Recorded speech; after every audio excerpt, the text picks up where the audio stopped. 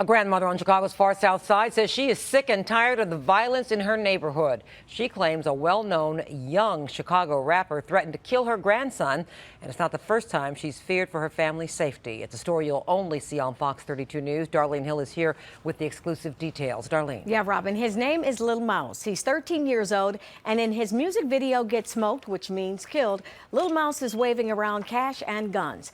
That rapper goes to school with a little boy who says he was threatened. Now that 8-year-old's grandmother wants to make sure nothing happens to him or the rest of their family. For protecting her identity, she only wanted to talk to us because she says the gun and gang violence is out of control and needs to be stopped.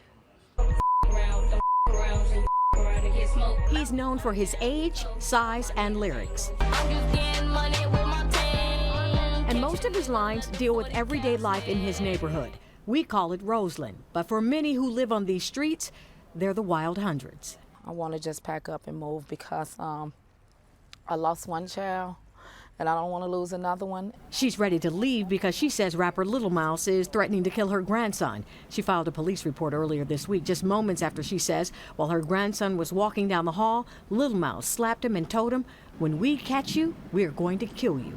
The third grader went to the office, and that's where his grandmother says he was threatened again. The students, the 8th graders, had grouped up together and made a phone call and say he's snitching, and he's snitching. He need to get killed for snitching.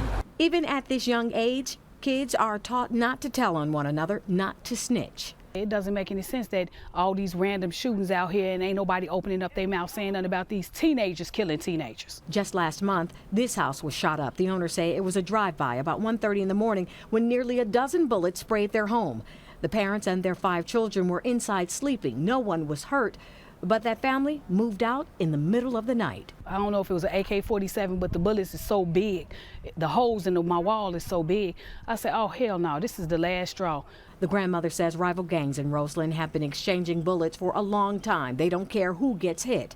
This woman's 16-year-old son was caught in the middle of a gang and gunfight. She says he was not part of a gang, but had good street smarts. He knew to hide when shots were fired, but one night he did not move quick enough.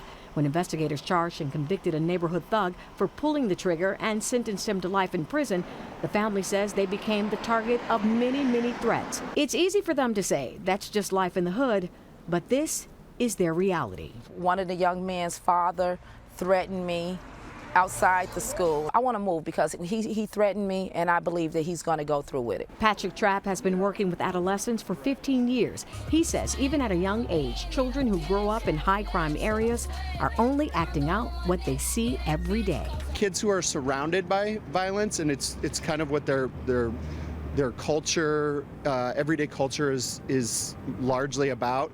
So they're just living their reality. Yeah, well, they tend to then look for, like we all do, anything that supports our reality.